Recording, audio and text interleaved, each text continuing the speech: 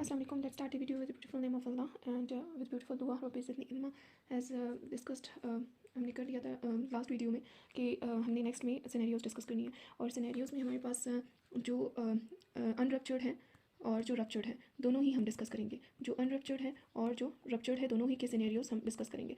So first of all जो discuss करेंगे वो हमारे पास है अनरप्चर्ड के। अनरप्चर्ड में हमारे पास जो फर्स्ट सिनेरियो है वो है पहले अनरप्चर्ड्स के करेंगे और फिर उसके बाद रप्चर्ड एटोपिक प्रेगनेंसी के जितने भी सिनेरियोज है वो डिस्कस करेंगे। फर्स्ट सिनेरियो है कि एक 24 ईयर्स की वुमेन है जो कि प्रेजेंट कर रही है इमरजेंसी डिपार्टमेंट में और विद चीफ कंप्लेंट्स और कंप्लेंट्स है और the presenting complaints of the first is amenorrhoea from 5 weeks. Second is light vaginal bleeding, and third is second is light vaginal bleeding, and third is tenderness, lower right abdomen tenderness. So these are the points of the history and the complaints of the patient. After that, she recently done a pregnancy test and that is positive as well. So differential diagnosis. What will be the differential diagnosis? For differential diagnosis में हम add करेंगे ectopic pregnancy को, molar pregnancy को और साथ में miscarriage को, क्योंकि ब्लीडिंग हो रही है और पेन भी है बहुत ज़्यादा। सो हम इसमें जो डीडीज़ में वो एक्टोपिक भी ऐड कर सकते हैं, एक्टोपिक ऐड करेंगे, मिसकैरेज ऐड करेंगे और मोलर प्रेगनेंसी ऐड करेंगे। उसके बाद हमारे पास अब इसी सिनेरियो को हम डिस्कस करेंगे। फर्स्ट ऑफ ऑल हमारे पास है हिस्ट्री। कोई भी पेशेंट आपके पास आएगा तो फर्स्ट जो है वो हिस्ट्री है। सो हिस्ट्री में हमने कौन से पॉइंट देखने हैं, इस केस को हमने कैसे जो है ना वो अप्रोच करना है और कैसे हमने प्रोसीड करना है कि हम डायग्नोसिस तक पहुंच सके। सो हिस्ट्री जो है ना, हिस्ट्री में जो हमारे पास जो पॉइंट है वो हमारे पास एमिनोरिया है और उसे 5 weeks से, और साथ में उसे राइट इलेक फोसा जो है ना, उसे लोअर एब्डोमेन यानी राइट जो इलेक फोसा है वहाँ पे पेन हो रहा है, वहाँ पे टेंडरनेस है उसे, और साथ में लाइट विजाइनल ब्लीडिंग है। सो हिस्ट्री के पॉइंट्स ये हमारे पास हिस्ट्री के पॉइंट्स हो गए। सेकंड हम देखेंगे कि हिस्ट्री के बाद हमारे पास क्या आ जाता है, एग्जामिनेशन। एग्जामिनेशन में हमने दो तरह की एग्जामिनेशन करनी होती है, एब्डोमिनल एग्जामिनेशन और विजाइनल एग्जामिनेशन। जो एब्डोमिनल एग्जामिनेशन है उसमें हमने क्या देखना है कि जब हम एब्डोमिनल एग्जामिनेशन करेंगे और उसका सारा जो प्रोटोकॉल है उसको फॉलो करके, और जो भी हमारे पास लाइक इंस्पेक्शन और वही सारे पॉइंट्स जिस तरह एग्जामिनेशन में होंगे कि हमने पहले अप्रोच किस साइड से करना है, वो नेक्स्ट वीडियो में जो है ना वो बेड साइड की वीडियो और जो है हिस्ट्रीज़ की जितने भी हिस्ट्रीज़ का जितना भी फॉर्मेट है उनके जितने भी पॉइंट्स हैं वो नेक्स्ट वीडियो में हम डिस्कस करेंगे। और सेम वही जो पॉइंट्स है उसके थ्रू हमने अप्रोच करना है। और जब हम देखेंगे तो पेन एंड टेंडरनेस होगा, एब्डोमेन में पेन एंड टेंडरनेस होगा और एक मास फील हो रहा है एब्डोमेन में मास फील हो रहा है, टेंडरनेस है, पेन है और मास है। एंड उसके बाद विजाइनल ब्लीडिंग है। जो विजाइनल एग्जामिनेशन होती है, विजाइनल एग्जामिनेशन में हमने देखना है सर्वाइकल ऑस को इस वजह से देखते हैं क्योंकि जो मिसकैरेजेस होते हैं उसमें भी सर्वाइकल ऑस ओपन है, क्लोज है, इसकी बहुत ज़्यादा इंपॉर्टेंस है। सो सर्वाइकल ऑस देखेंगे, या सेकंड हम प्रोडक्ट ऑफ कंसेप्शन देखेंगे कि प्रोडक्ट ऑफ कंसेप्शन क्या क्या क्या है, नहीं है, क्या है, और फिर उसके बाद लोकलाइज करेंगे कि जो ब्लीडिंग साइट है उसे लोकलाइज करेंगे। So history, examination, next step जो है वो क्या होगा, इन्वेस्टिगेशन। हिस्ट्री एग्जामिनेशन किया, उसके बाद हमने क्या किया, हमने डीडीज़ निकाले। डीडीज़ में हमने अपनी जो डीडीज़ निकाले वो हमारे पास ectopic pregnancy, miscarriages, molar pregnancy. अब हमने क्या करना है कि हमने जो डायग्नोसिस तक पहुंचने के लिए हमें इन्वेस्टिगेशंस करनी है। इन्वेस्टिगेशंस में हमारे पास लास्ट वीडियो में जो भी जो फॉर्मेट था फ्लो चार्ट के थ्रू जो मैंने समझाया था कि किस तरह हमने जो है ना इन्वेस्टिगेशंस करनी है। इन्वेस्टिगेशंस में हमने बेस्ट इनिशियल जो टेस्ट करना है वो बेस्ट इनिशियल टेस्ट करना है।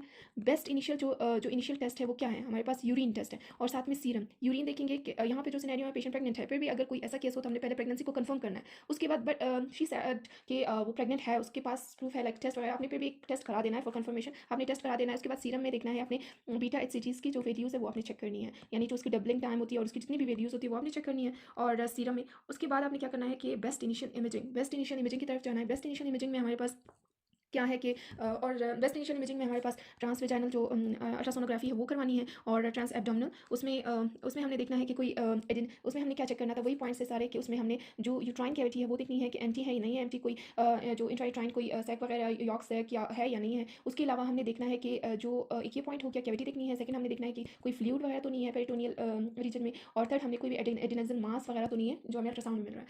सो इसके अलावा हमने जो इन्वेस्टिगेशंस होती हैं उसमें जो कुछ जो हमारे पास वर्कअप्स होते हैं वो बहुत ही ज़्यादा इंपॉर्टेंट होते हैं, जो कि हमारे पास लाइक सीबीसी हमने करानी है। सीबीसी में हमने क्या देखना है, हीमोग्लोबिन। यहाँ पे हीमोग्लोबिन बहुत ही इंपॉर्टेंट रोल प्ले करता है, हीमोग्लोबिन देखनी है कि हीमोग्लोबिन कितनी है। उसके बाद हमारे पास इन्वेस्टिगेशंस हो गई, इन्वेस्टिगेशंस, और साथ ही हमने क्या देखना है कि हमने ब्लड ग्रुप और RH फैक्टर बहुत ही ज़्यादा important for isoimmunisation. So all these test are very important. So ये हमारे पास क्या हो गया, इन्वेस्टिगेशंस और डीडीज़, और साथ में हमारे पास हिस्ट्री के पॉइंट्स, फिर उसके बाद एग्जामिनेशन, फिर उसके बाद हमारे पास इन्वेस्टिगेशंस।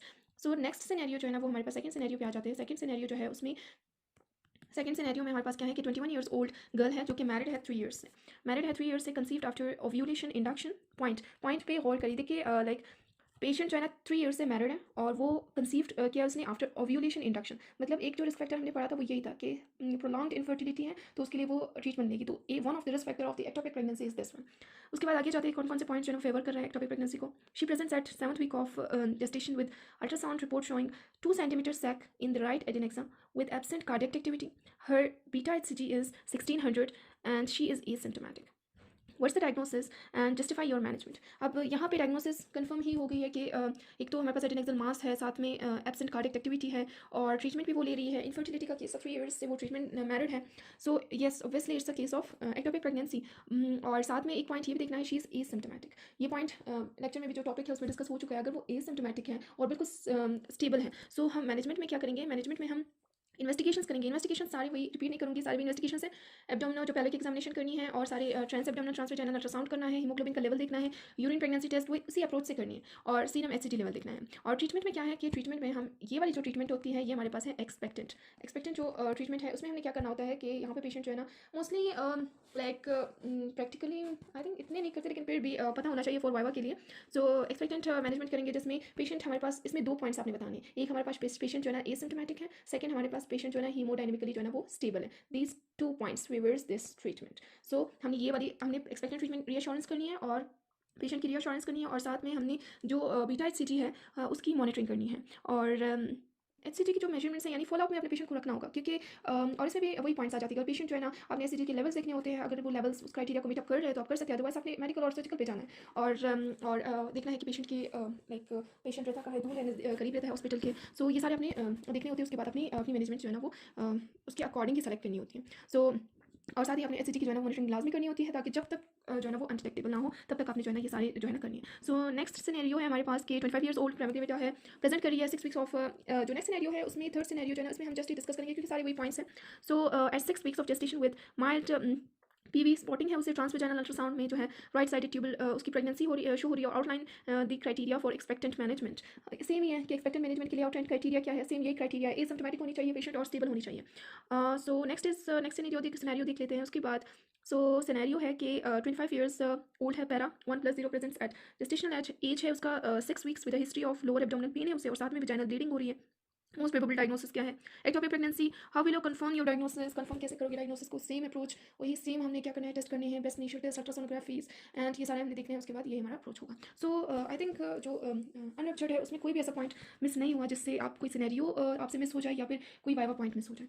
सो अब हम स्टार्ट करते हैं नेक्स्ट हमारे पास है कि ruptured ectopic pregnancy. Ruptured ectopic pregnancy के पॉइंट्स जल्दी से रिवाइज कर लेते हैं। रप्चर्ड एक्टोपिक प्रेगनेंसी में हमारे पास जो पेशेंट होगा वो बिल्कुल जो है उसे बहुत ही ज़्यादा पेन होगा, सिवियर लोअर एब्डोमिनल पेन होगा, सिवियर होगा और साथ में जो है ना इंटरनल ब्लीडिंग होगी, हाइपोवॉल्यूमिया होगा और एब्डोमिनल गार्डिंग रिजिडिटी होगी और साथ में एक और पॉइंट था कि शोल्डर जो टिप है वहाँ पे पेन होगी और साथ में एंड कोलैप्स हो सकता है। सो ये पॉइंट्स है जो रप्चर्ड के कि शोल्डर टिप और एब्डोमिनल पेन जो है ना बहुत ही ज़्यादा होगी। उसके बाद हमारे पास जो इसके जो सिनेरियोज हैं रप्चर्ड के, सेम उसमें यही पॉइंट्स है लेकिन उसमें यही जो मेन जो की पॉइंट्स होते हैं वही शो कर रहे होते हैं कि लाइक पेशेंट जो है ना स्टेबल नहीं है या फिर पेशेंट जो है ना शॉक में चली गई है या फिर उसका जो पेन है वो रेडिएट कर रहा है tip of the shoulder.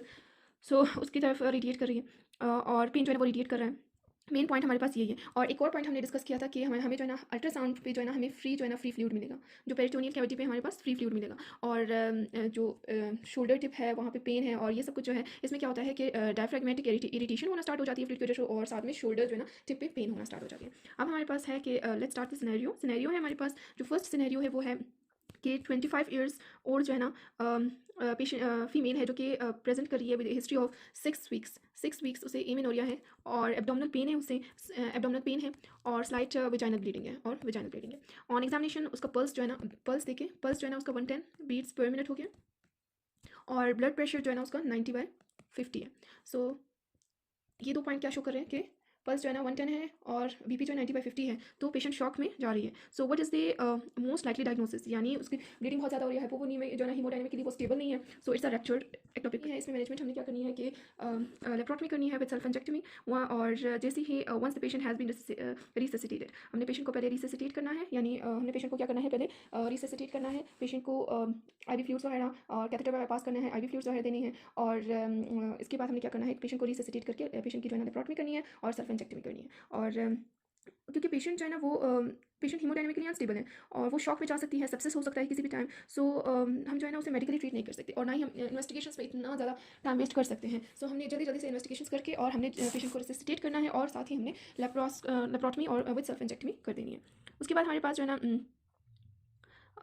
Same हमारे पास जो है ना जो सेकंड सिनेरियो है वो हमारे पास यही है कि पेशेंट जो है ना वो प्रेजेंट कर रही है, 19 ईयर्स ओल्ड फीमेल है, ईयर्स ओल्ड फीमेल है जो कि प्रेजेंट कर रही है विद पैरा 2+0 और इमरजेंसी में, और से एमिनोरिया है, 6 वीक से एब्डोमिनल पेन है, फेंटिंग अटैक हो रहे हैं उससे, और साथ में माइंड वेजाइनल ब्लीडिंग है। एग्जामिनेशन पे वही 120/मिनट उसकी पल्स है, 90/60 उसकी जो है 90/60 उसकी जो है उसका बीपी है। सो और एब्डोमेन जो है ना वो टेंडर है। So what's the probable diagnosis, ectopic pregnancy, ruptured ectopic pregnancy. और मैनेजमेंट में क्या करना है, हमने मैनेजमेंट में क्या करना है कि हमने एडमिट करना है पेशेंट को, और साथ ही हमने फर्स्ट हमने और रिससिटेट करना है, आईवी लाइन पास करना है, फ्लूइड एडमिनिस्टर करनी है और बेस लाइन इन्वेस्टिगेशन के लिए भेजना है, और साथ में जो मोस्ट इंपॉर्टेंट है कि blood grouping, blood RH factor वगैरह क्रॉस मैचिंग वगैरह करानी है, एनर्जेटिक्स देनी है, और अल्ट्रासाउंड एब्डोमेन करा के उसके बाद स्पेसिफिक मैनेजमेंट यानी लेप्रोटमी विद सेल्फ इंजेक्टमी करनी है once the patient has been resuscitated. उसके बाद हमारे पास एक और सिनेरियो डिस्कस कर लेते हैं। सेम हमारे पास है, पेशेंट है वो 21 ईयर्स ओल्ड वुमेन है जो कि प्रेजेंट करी है इमरजेंसी में, और वजाइनल ब्लीडिंग है और पेन है बहुत ही ज़्यादा, और बीपी जो है ना पल्स जो है ना बहुत ही ज़्यादा है, और बीपी सेम जो है ना वो 90/50 है। सो सेम सिनेरियो है, सेम ही है, ruptured ectopic pregnancy, same management है और सेम इन्वेस्टिगेशन वगैरह जल्दी करके हमने मैनेज करना है पेशेंट को। उसके बाद हमारे पास है जो रप्चर्ड एक्टोपिक प्रेगनेंसी होती है उसमें जो पेन होता है लोअर एब्डोमेन में, उसकी जो कॉजेज़ होती है वो क्या हो सकती है। कॉजेज़ जो है रप्चर्ड एक्टोपिक प्रेगनेंसी जो है ना वो फिलोपियन ट्यूब किसी भी वजह से हो सकती है, लाइक ये रिस्क फैक्टर्स और ये सारा हम डिस्कस कर चुके हैं। लाइक अगर कोई पैलिक इन्फ्लेमेशन है, या फिर कोई प्रेविस एक्टोपिक प्रेगनेंसी है, या फिर कोई प्रीवियस ट्यूबल सर्जरी वगैरह हुई है, सो उसकी या फिलोपियन ट्यूब की उसकी वजह से फिलोपियन ट्यूब डैमेज हो जाता है, तो उसकी वजह से हमारे पास एक्टोपिक प्रेगनेंसीज होती है। एंडोमेट्रियोसिस की वजह से वन ऑफ द कॉज है, प्रीवियस एब्डोमिनल सर्जरी हुई है, जो एपेंडेक्टमी है, सिजेरियन सेक्शंस हैं, और फंक्शनल अल्टरनेशंस हैं इन द फिलोपियन ट्यूब स्मोकिंग्स की वजह से या फिर मैटरनल एज की वजह से। So these are the causes. पहले जो डिस्कस किए थे वो अनरप्चर्ड किए थे, बट सेम ही है, और ये हमारे पास जो है ना वो रप्चर्ड